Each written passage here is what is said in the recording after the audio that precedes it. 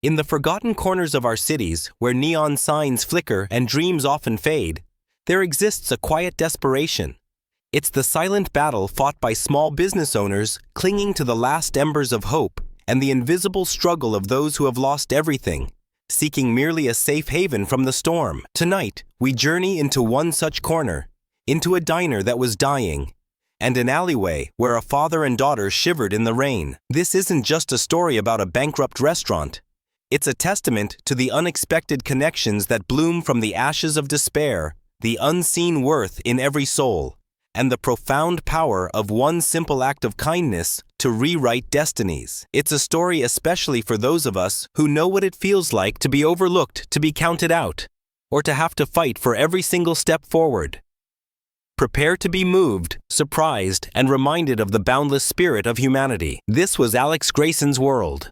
A man in his late 40s, his once vibrant dark hair, now noticeably thinning his eyes, usually alight with a chef's passion, were tired, etched with the deep lines of defeat. He leaned against the counter, a perpetual ache in his shoulders, staring at the chipped formica, as if the answers to his insurmountable problems might suddenly materialize there. Grayson's Grill wasn't just a business. It was a living, breathing extension of his soul. His grandfather, a proud black man who had fought against segregation to open one of the few black-owned diners in the city, had poured his sweat and dreams into every brick, every spatula. Alex had inherited it with a fierce, almost sacred vow to uphold that legacy. He'd poured his entire life savings, his every waking thought into keeping the flame alive. But now that flame was barely a flicker. On the counter, a stack of unpaid bills sat accusingly, their red ink screaming urgency. The grim envelope at the top, a final eviction notice from the landlord, mocked his dwindling hope. He knew with a crushing certainty that squeezed his chest that he had no choice but to sell the place. The thought was a bitter betrayal of his grandfather's memory, a failure so profound it tasted like ash in his mouth. Yet even that seemed like an uphill battle. Who would want to buy a dying business in a neighborhood that, despite its rich history, was struggling against the relentless tide of gentrification and modernization? He was hiding the true extent of this financial precipice from his adult children, already burdened with their own lives. He couldn't bear the thought of their judgment, or worse, adding to their worries. This slow, agonizing death of Grayson's Grill wasn't unique. It was a tragedy unfolding in countless small towns and bustling cities across America, a quiet epidemic claiming beloved local establishments. These weren't just businesses. They were anchors of communities, repositories of shared memories, places where first dates turned into marriages and where generations of families shared laughter and comfort. But the world outside was changing faster than Alex could keep up. Trendy chain restaurants with their aggressive marketing and glossy interchangeable menus were drawing away the steady flow of customers that had kept his grandfather's legacy alive for decades. They offered experiential dining, sleek minimalist designs, and fusion cuisine. Grayson's Grill, with its faded charm and classic comfort food, was seen as outdated, a relic of a bygone era. It was a stark contrast, the soulless efficiency of the chains versus the authentic, homey, but increasingly obsolete charm of his diner. Alex, a man rooted deeply in tradition, perhaps too much so, hadn't adapted. He was a great cook, but a reluctant marketer, a hesitant innovator. His pride, and perhaps a deep-seated reverence for his grandfather's original vision, prevented him from seeking outside help sooner, from revamping the menu, from updating the decor. The psychological toll of watching a dream crumble piece by agonizing piece was immense. It felt like a personal failure, a betrayal of everything he had been taught. He was a victim of the changing times, yes, but also of his own steadfast, perhaps stubborn loyalty to the past. As the first fat drops of rain began to patter against the diner's large plate glass windows, mirroring Alex's internal turmoil, he sighed, running a hand through his thinning hair. His gaze drifted aimlessly outside, lost in the swirling patterns of the downpour. And then he saw them. Two figures huddled together in the narrow, rubbish-strewn alleyway beside the diner, barely visible through the sheeting rain. A man tall but stooped, and a small, almost impossibly thin girl clutching a threadbare coat around her tiny frame. Their silhouettes, highlighted by the flickering street lamp overhead, looked pitifully out of place in the harsh urban night. yet utterly vulnerable. Alex's first instinct, raw and instinctual, was to ignore them. He had enough problems of his own. He was broke, desperate, a failure in his own eyes. He had nothing to give, no comfort to offer, no salvation to share. How could he, a man on the brink of losing everything, possibly help anyone else? He had to survive. That was his sole focus. But then, as a gust of wind ripped through the alley, the small girl shivered violently, hunching even further into her father's side. Her head lifted slightly, and for a fleeting moment, her wide, innocent eyes, filled with a heartbreaking blend of fear and exhaustion, met his. It was a collision of worlds, a silent plea, cutting through the din of his own despair. And as the rain intensified, forcing an unwelcome deeper look, Alex knew with a sudden unsettling clarity that he couldn't just turn away. The stage was set, not just for a storm outside, but for a moment of truth within. The alleyway was a canvas of urban despair. The biting cold, relentless and unforgiving, seeped into everything, clinging to the grimy bricks and the overflowing dumpsters. The rain, a ceaseless torrent, hammered down, turning the narrow space into a murky, treacherous stream. Huddled amongst a scattering of damp cardboard boxes like discarded dreams were two figures. A man tall but stooped, his shoulders slumped in a posture of utter defeat, and a small girl, impossibly frail, her tiny frame shivering violently beneath a threadbare faded coat. Her face peeking out from the oversized hood was a heartbreaking portrait of innocence, marred by exhaustion, her wide dark eyes reflecting a mix of fear and a desperate, weary hope. She was Lily, and the man, her father, was Marcus. He was trying to shield her with his own body, a futile attempt against the elements, his chapped hands rubbing her arms, trying to conjure warmth from nothing. Their vulnerability was raw, exposed, a stark contrast to the indifferent concrete around them. Alex stood by the diner window, his gaze fixed on them, but his mind a whirlwind of conflicting emotions. His first, most primal instinct had been to recoil, to pull back into the false safety of his own problems. He had his own abyss to stare into, his own debts, his own failing dream. He felt like a drowning man, and the thought of reaching out, of offering a hand, felt like inviting someone else to drown with him. "I have nothing to give," his inner voice screamed, a self-preservation mechanism kicking in. He was afraid of getting involved, afraid of his own limitations, afraid of the judgment that might follow if anyone saw him helping someone who looked so broken. He felt like a failure himself, clinging to the last shreds of his dignity. How could he, a man who couldn't even save his own legacy, possibly save theirs? This is a crossroads many of us face, isn't it? That moment when you see someone struggling truly, struggling, and your own fears, your own exhaustion, your own problems scream louder than your empathy. We've all been there, feeling utterly alone in our own battles, wondering if we even have a crumb of kindness left to spare. But sometimes a flicker of something deeper cuts through the noise. For Alex, it was Lily. Her small, shivering frame, her innocent, wide eyes. They were a mirror reflecting not just her vulnerability, but a profound, unspoken memory from Alex's own past. A brief, fleeting image, hazy with time, of his own childhood, of a time when his family too had faced hard times. Of his grandfather, who despite their own struggles, had always extended a hand to those less fortunate, saying, "Son, when you have little, that's when you give the most. Because then, you know what it truly means." The image of Lily trembling was a silent plea that pierced through Alex's despair. It was harder to ignore a child. A cold, hard knot formed in his stomach, a mix of guilt and a sudden, undeniable urge to act. He pushed himself away from the window, his movements slow, deliberate, as if fighting an invisible force. He walked towards the diner door, every step a battle against his own reluctance. The creak of the old wooden door, protesting against the dampness, echoed loudly in the quiet night. Marcus and Lily, startled, looked up, their eyes widening in fear like trapped animals.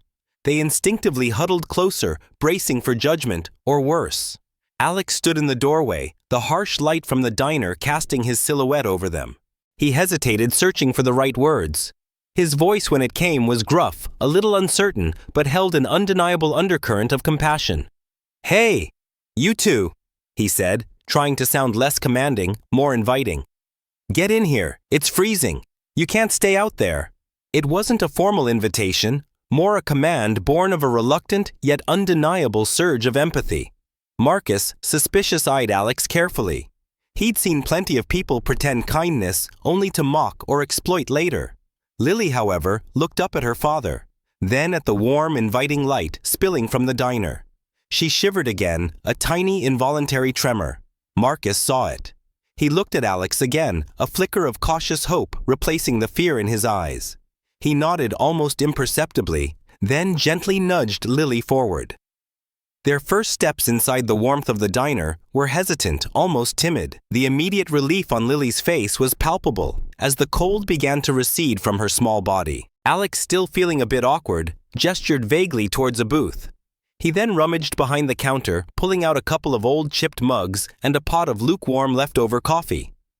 He found some stale pastries forgotten from yesterday and a bowl of the day's leftover soup. It wasn't much. Certainly not the glorious meals Grayson's Grill was famous for in its heyday. But to Marcus and Lily, it was a feast, a sanctuary. They ate slowly, carefully, as if every bite was a precious gift. The silence between them was thick, broken only by the clinking of spoons and the rhythmic drip of rain outside. Marcus, ever guarded, finally broke it, his voice low. "Why are you doing this?" he asked, his eyes searching Alex's face for an ulterior motive. Alex just shrugged, looking out at the rain. "It's cold out there," he repeated a simple truth. It was an unspoken agreement forming between them, a fragile bridge built on shared vulnerability and a nascent trust. Marcus cautiously began to share snippets of their story. Not a full narrative, but hints of a sudden job loss, an uncaring landlord, a devastating string of bad luck that had snowballed into destitution. He spoke of how quickly life could unravel, how one moment of stability could turn into endless nights on the street. Alex listened without judgment. He saw not just a homeless man, but a father weary but fiercely protective, trying to shield his child from the harsh realities of the world. He saw a reflection of his own fear of losing everything, of falling through the cracks, just as Marcus had. This was the unseen face of hardship, the invisible struggle of countless individuals who, through no fault of their own, become invisible to society. They are not just statistics. They are people with stories, with dignity, and with a silent plea for understanding.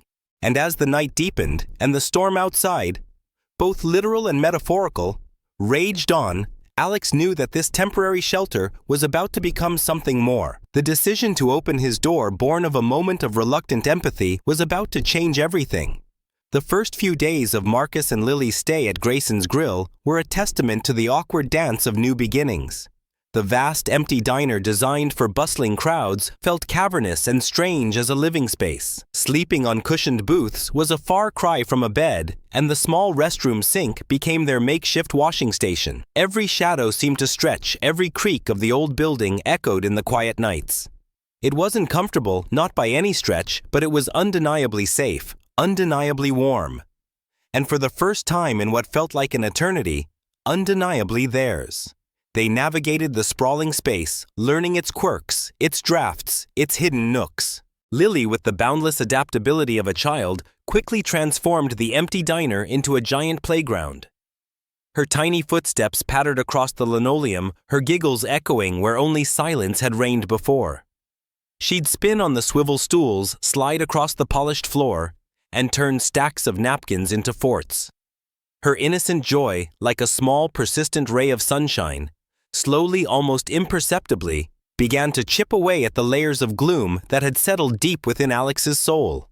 Marcus, a man of quiet dignity and deep inner strength, refused to be a burden. From the moment he and Lily settled in, he didn't sit idly by.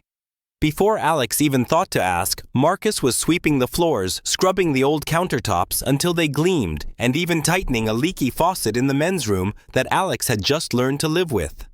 He moved with purpose. His hands, though calloused, were surprisingly adept. He didn't ask for payment. He was simply contributing, earning his keep with a quiet resolve. It was clear he was not just looking for a handout, but a chance to be useful, to regain a sense of purpose.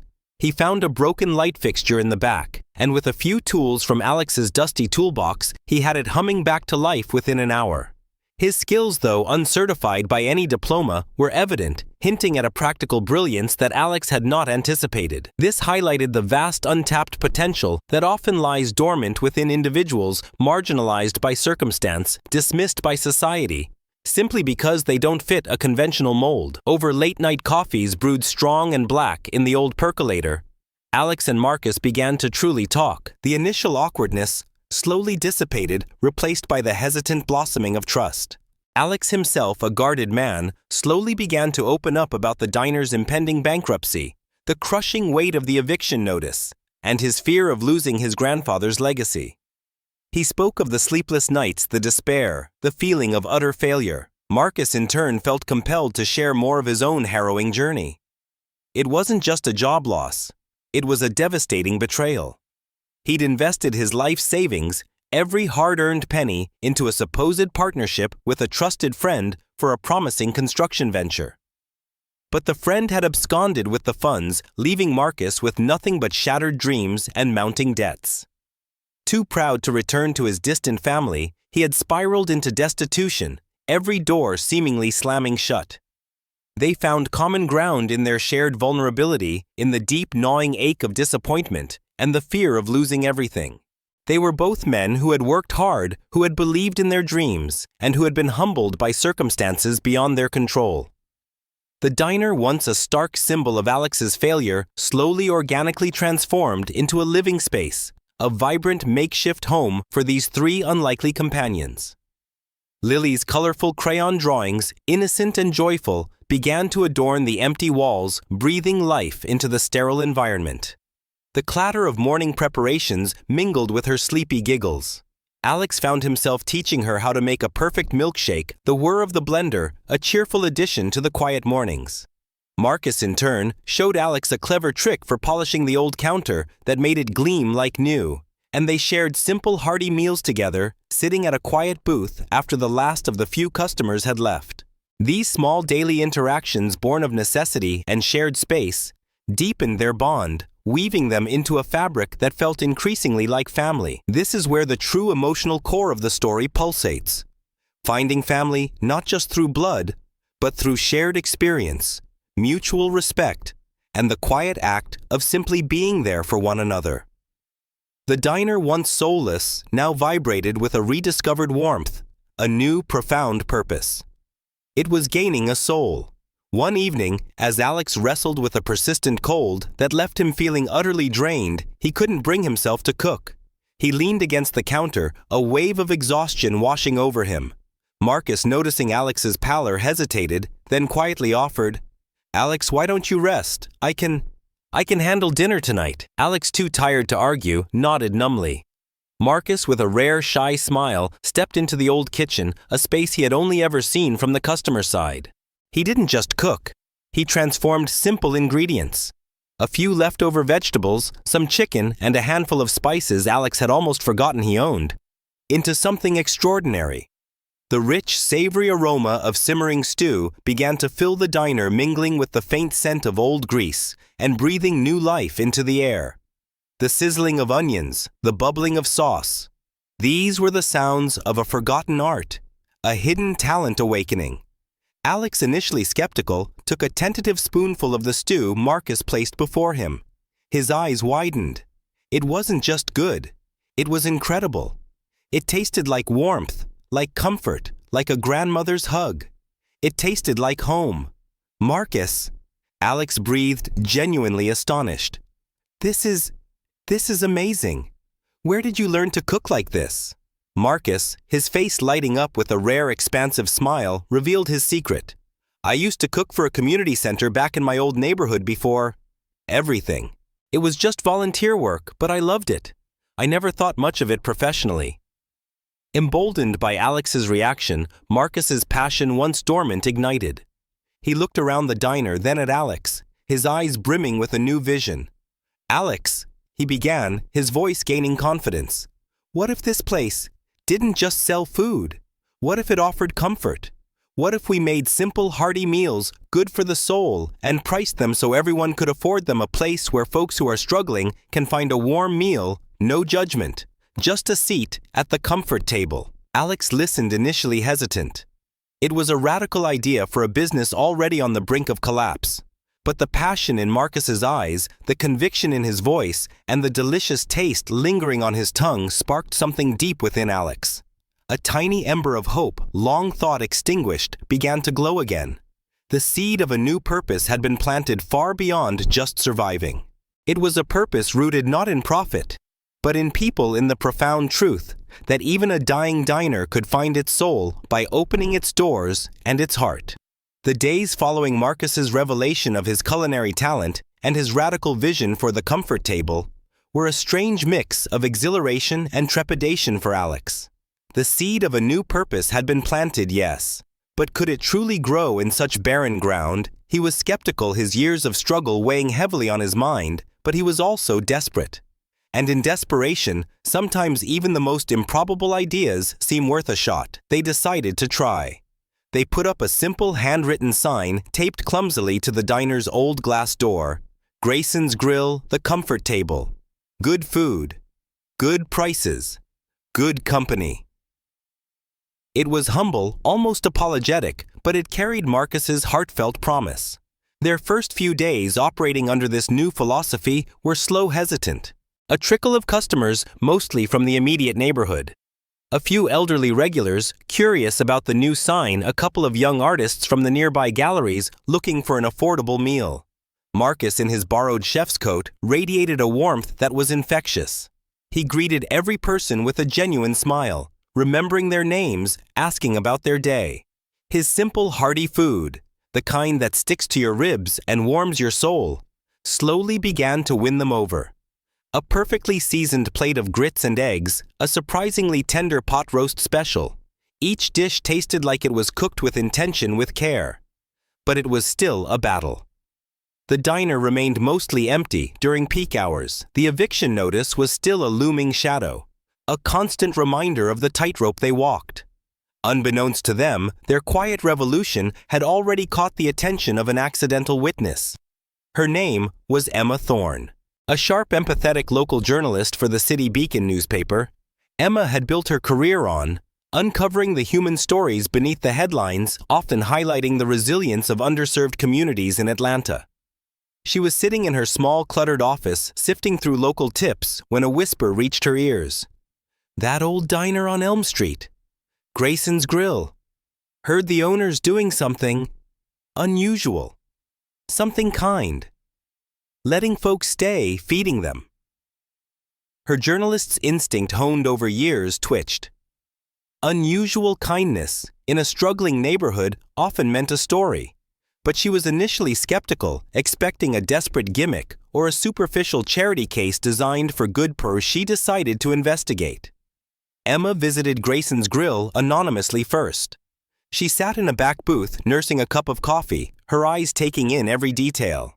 She observed Alex, still a bit gruff, but now a subtle kindness, softening his edges as he cleared tables.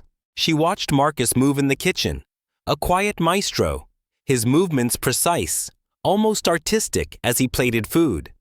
And she saw Lily, a small beacon of pure joy, coloring quietly in a corner, her laughter occasionally bubbling up, a sound that seemed to chase away the diner's previous silence. Emma tasted Marcus's food. It wasn't gourmet, but it was honest, deeply satisfying. It tasted like a grandmother's hug, she'd later write in her notebook, a phrase that would resonate with thousands. She noticed the subtle but profound differences, the way Marcus genuinely listened to customers, the way the few patrons lingered chatting with each other, a feeling of nascent community already brewing. It was different from the forced cheer of the chain restaurants. This felt real. Convinced there was a deeper story, Emma revealed herself. Alex's face tightened with nervousness. Marcus's eyes narrowed with a familiar caution. I'm not looking for a handout or charity, Marcus stated, his voice firm, his pride evident. Emma quickly reassured them. No, Mr. Peterson, I want to tell a real story, a human story. Not just a sensational one, but one that speaks to truth. Slowly, hesitantly, they began to trust her. Alex, burdened by the weight of his failing business, poured out his despair. The mounting bills, the eviction notice, the sense of personal failure. Then, encouraged by Alex's vulnerability, Marcus shared more of his harrowing past, the job he loved, the trusted friend who became a betrayer, swindling his life savings, leaving him and Lily utterly destitute, adrift in a city that seemed to have no room for them.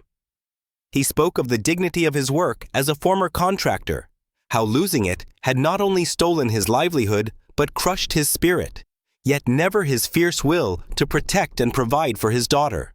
He spoke of nights sleeping in parks, of Lily's brave smiles despite her hunger. Emma listened truly, listened, her heart aching with empathy.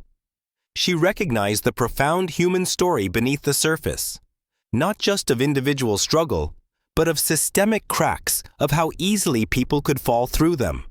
She saw how poverty wasn't just about lacking money, but about losing dignity, hope, and connection.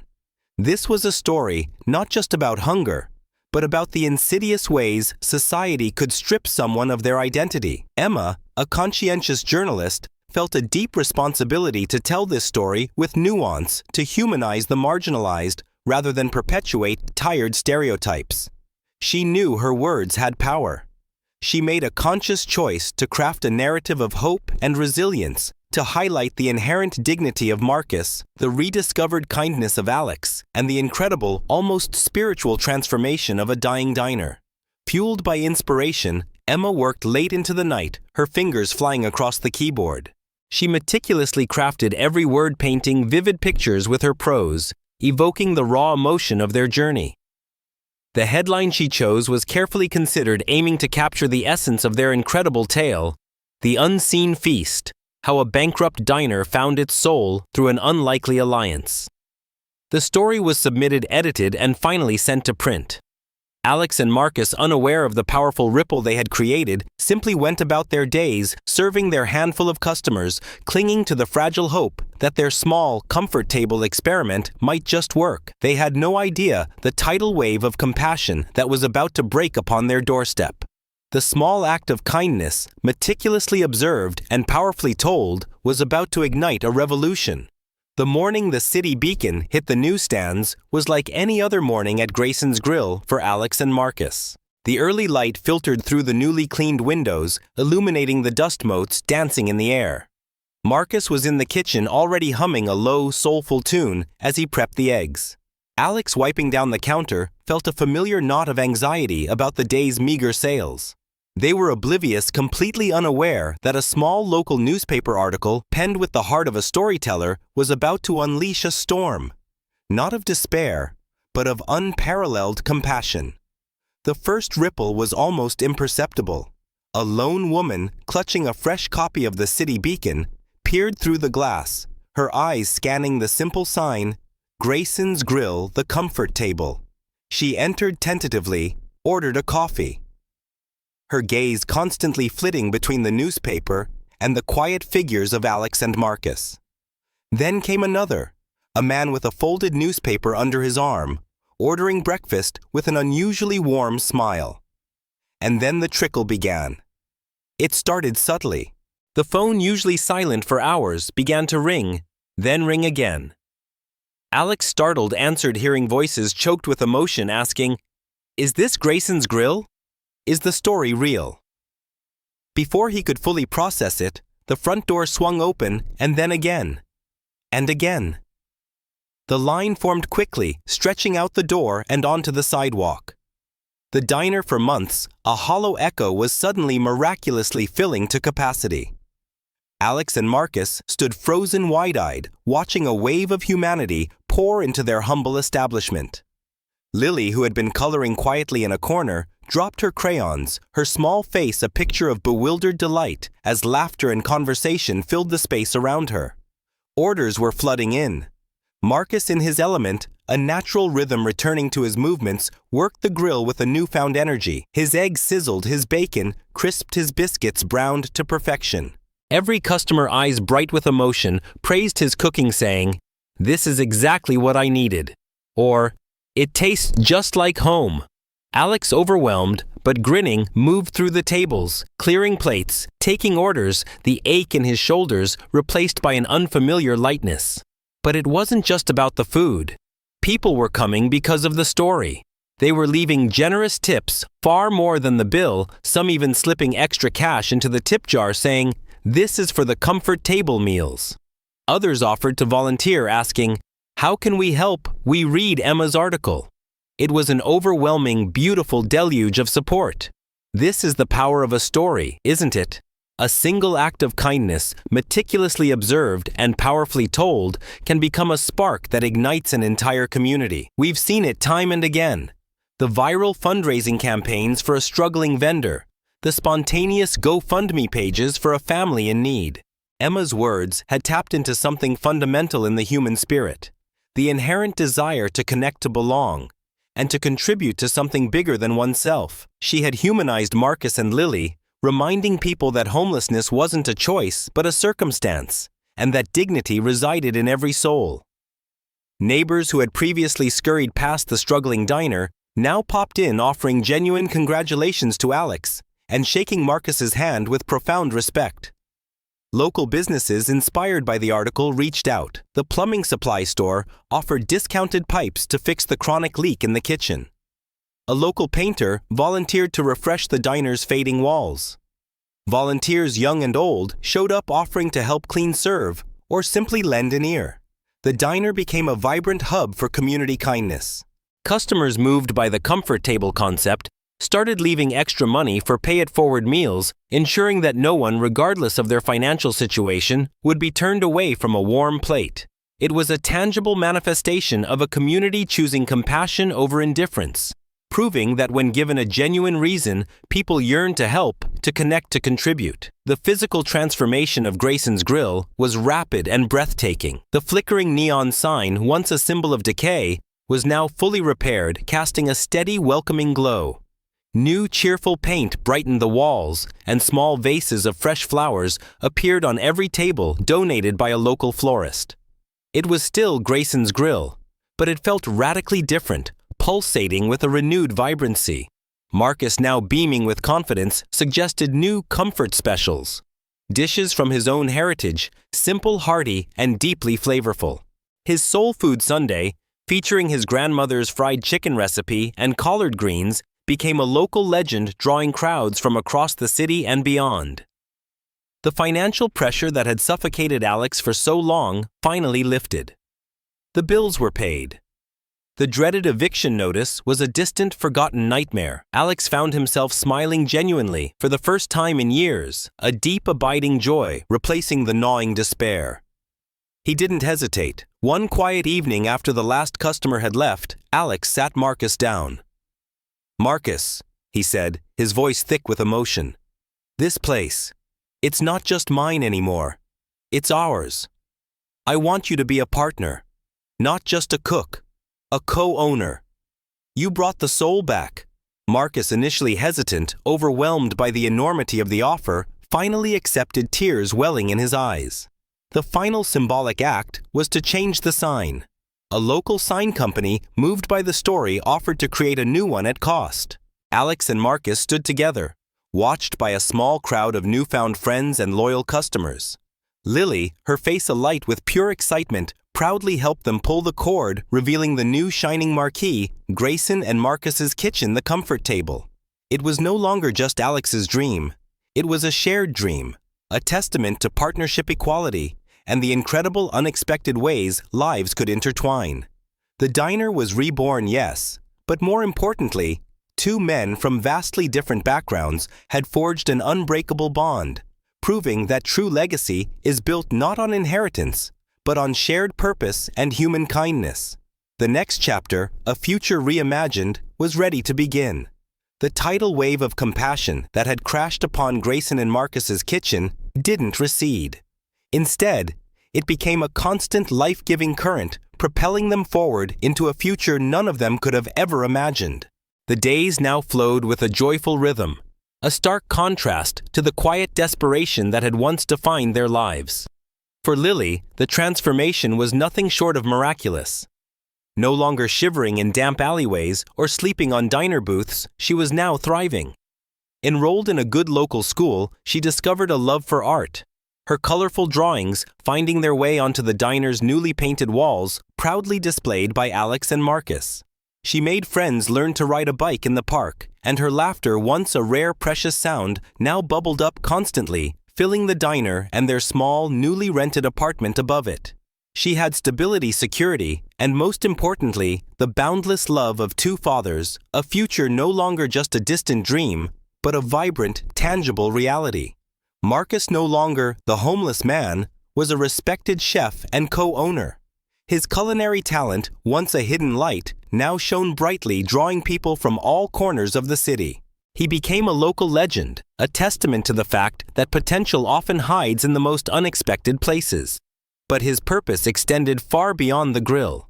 With his new platform, Marcus dedicated a portion of the diner's burgeoning profits to local homeless shelters, ensuring they received regular deliveries of hearty, nutritious meals.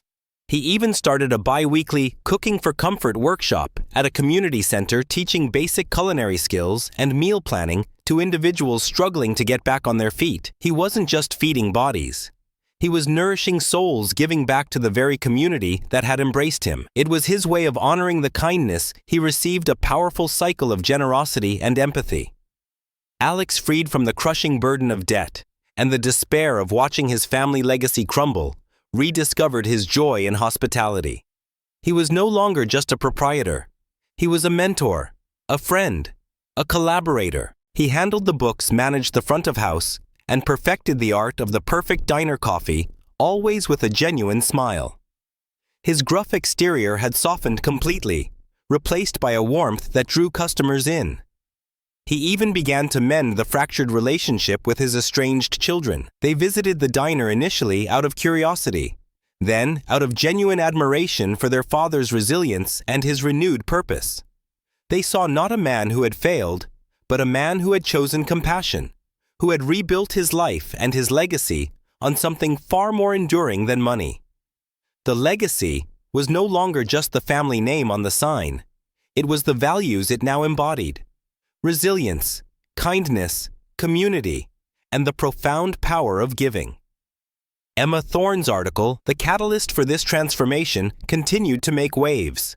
It won local journalism awards, drawing national attention to Grayson and Marcus's kitchen. She continued to visit the diner not as a journalist, but as a friend, a silent champion of their incredible story. Her work had become a beacon, inspiring other struggling businesses in the neighborhood. Some adopted similar community-first models, offering discounts for neighbors, hosting local artists, or creating pay-it-forward programs.